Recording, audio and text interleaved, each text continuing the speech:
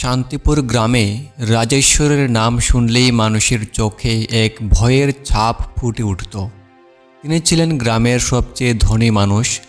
তার জমি, ব্যবসা, গুদাম ভর্তি শস্য আর প্রাসাদসম বাড়ি ছিল, কিন্তু তার হৃদয় ছিল পাথরের মতো কঠোর।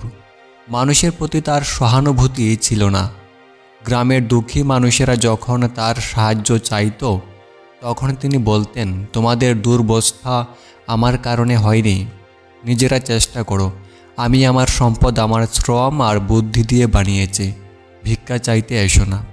তার এই আচরণের ফলে গ্রামে তার বন্ধুর সংখ্যা ছিল শূন্য, এমনকি তার পরিবারও তার প্রতি তেমন ভালোবাসা দেখাতো না।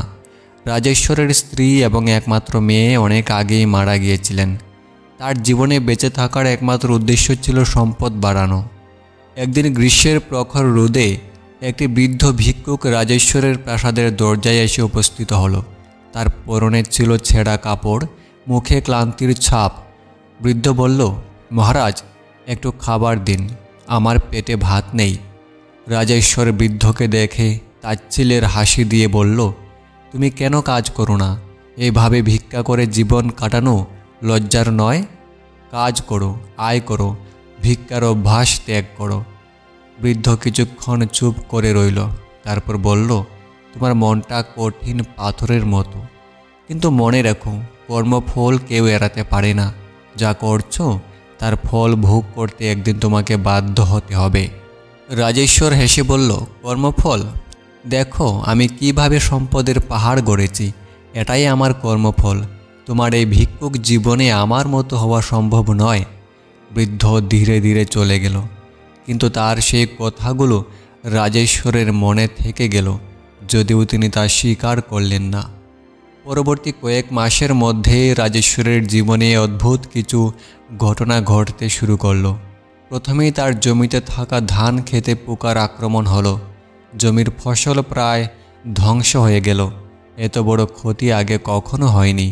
তিনি ভেবেছিলেন এটি কেবল একবারের ঘটনা, কিন্তু তার পরের বছরেও একই ঘটনা ঘটল। এবার খরার প্রকোপে জমি চাষের অযোগ্য হয়ে গেল। তার গুদামের শস্য কমতে শুরু করলো। একদিকে জমির আয় কমে গেল, অন্যদিকে তার ব্যবসার উপরও প্রভাব পড়তে শুরু করলো।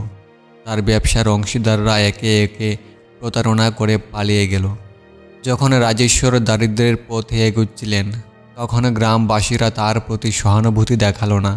তারা বলতো, যে আমাদের সঙ্গে এমন ব্যবহার করেছে, সে নিজেই আজ তার কর্মফলের শিকার। রাজেশ্বরের সম্পত্তি একে একে নষ্ট হতে লাগলো। তার চাকর বাকররাও একসময় তাকে ছেড়ে চলে গেল। একসময় এমন মনে হলো যে তার নিজেকে চালানোর মতো তহবিল রইল না। রাজেশ্বরের দিনগুলি ক্রমশ আরও কঠিন হয়ে উঠল। তার সম্পত্তি ক্রমেই শেষ হতে লাগলো। বৃষ্টির অভাবে তার জমি একেবারেই শুকিয়ে গেল। ফসল ফলানোর শেষ চেষ্টা করেও ব্যর্থ হলেন তিনি। এবার তাকে নিজের কিছু জমি বিক্রি করতে হলো, কিন্তু এতে একমাত্র প্রয়োজন মেটানো গেল। গ্রামের লোকেরা তাকে এখন হাসি তামাশার পাত্র বানিয়ে তুলল। এক সময়ের যিনি ছিলেন প্রভাবশালী জমিদার, তিনি আজ নিজের অস্তিত্ব রক্ষা করতে লড়ছেন। আমার কি ভুল ছিল? এই প্রশ্ন তাকে প্রতিনিয়ত তাড়া করত, কিন্তু উত্তর খুঁজে বের করতে পারেননি। এক রাতে রাজেশ্বর তার ছোট গড়ে একা বসেছিলেন। ঘরটি ছিল একসময় তার গুদামের একটি অংশ। পুরো প্রাসাদে এখন বন্ধক রাখা হয়েছে। সেই মুহূর্তে দরজায় একজন এসে কড়া নাড়ল।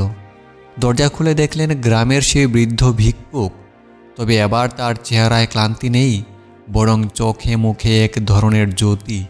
বৃদ্ধ বলল, যদি সত্যি পরিবর্তন চাও, তবে মানুষের পাশে দাঁড়াও। নিজের ভুলের ভার লাঘব করতে হলে অন্যদের জন্য কিছু করো। রাজেশ্বর বলল, কিন্তু আমার কাছে আর কিছু নেই, আমি এখন কিভাবে সাহায্য করব? বৃদ্ধ বলল, তোমার কাছে ক্ষমতা আছে। তুমি জানো কিভাবে মানুষকে একত্রিত করতে হয়, এটি ব্যবহার করো। রাজেশ্বর ভেবেও কিছু বুঝতে পারলেন না। বৃদ্ধ হেসে চলে গেল, কিন্তু তার কথা রাজেশ্বরের মনে দাগ কেটে গেল। পরদিন রাজেশ্বর গ্রামের মধ্যে হাঁটতে শুরু করলেন। তিনি লক্ষ্য করলেন গ্রামের মানুষগুলোর অবস্থাও তেমন ভালো নয়। তাদের ঘর বাড়ি জরাজীর্ণ, খাদ্যের অভাব প্রকট। তিনি তাদের ডেকে বললেন, আমি বুঝতে পেরেছি, একা আমি কিছু করতে পারবো না। কিন্তু যদি আমরা সবাই মিলে চেষ্টা করি তবে আমাদের এই অবস্থা বদলানো সম্ভব। প্রথমে কেউই তার কথা বিশ্বাস করেনি। তারা বলেছিল, তুমি যখন ধনী ছিলে তখন তো আমাদের দিকে ফিরেও তাকাওনি, এখন আমাদের কাছে কী চাও? তবুও তিনি হাল ছাড়লেন না। একদিন গ্রামের এক বিধবা মহিলা তার জমিতে কাজ করছিলেন। রাজেশ্বর নিজে গিয়ে তার কাজে হাত লাগালেন। এই দৃশ্য দেখে গ্রামবাসীরা অবাক হলো। ধীরে ধীরে আরও কিছু মানুষ তার পাশে দাঁড়াতে শুরু করলো। রাজেশ্বর এবং গ্রামের মানুষ একত্রে কাজ করে ছোট একটি চাষের প্রকল্প শুরু করলো। তারা একটি পরিত্যক্ত জমি পরিষ্কার করে সেচের জন্য কূপ খনন করলো। রাজেশ্বর তার অভিজ্ঞতা ব্যবহার করে সবাইকে শিখিয়ে দিলেন কিভাবে সঠিকভাবে ফসল ফলানো যায়। কয়েক মাসের মধ্যেই জমি সবুজে ভরে উঠল।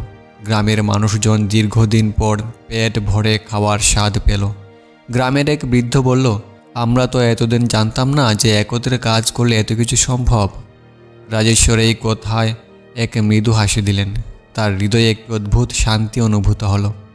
এই কাজে রাজেশ্বরের সুনাম আবারও ফিরে আসতে লাগলো। তবে এবার তিনি ক্ষমতা বা প্রভাবের জন্য কাজ করছিলেন না। তার কাজের উদ্দেশ্য ছিল মানুষের মঙ্গলের জন্য। ধীরে ধীরে গ্রামের মানুষ তাকে তাদের নেতা হিসেবে মেনে নিল। তার নির্দেশনায় গ্রামের অবস্থা আরও ভালো হতে লাগলো। একদিন সেই বৃদ্ধ ভিক্ষুক আবার এলেন। এবার তিনি বললেন, কি শিখলেন রাজেশ্বর? রাজেশ্বরে মৃদু হেসে বললেন, আমি শিখেছি কর্মফল এড়ানো যায় না, কিন্তু অন্যের জন্য কাজ করলে সেই কর্মফল মিষ্টি হয়। রাজেশ্বর এখন সম্পূর্ণ বদলে গেছেন। তার জীবনের উদ্দেশ্য এখন মানুষের সেবা করা। গ্রামবাসীরাও তাকে তাদের পরিবার বলে মনে করে। যে ব্যক্তি একসময় নিজের অহংকারে ডুবেছিলেন তিনিই এখন মানুষের হৃদয়ে স্থান করে নিয়েছেন। তার পরিবর্তনের গল্প শুধু শান্তিপুরেই নয়, আশেপাশের গ্রামগুলোতেও ছড়িয়ে পড়ল।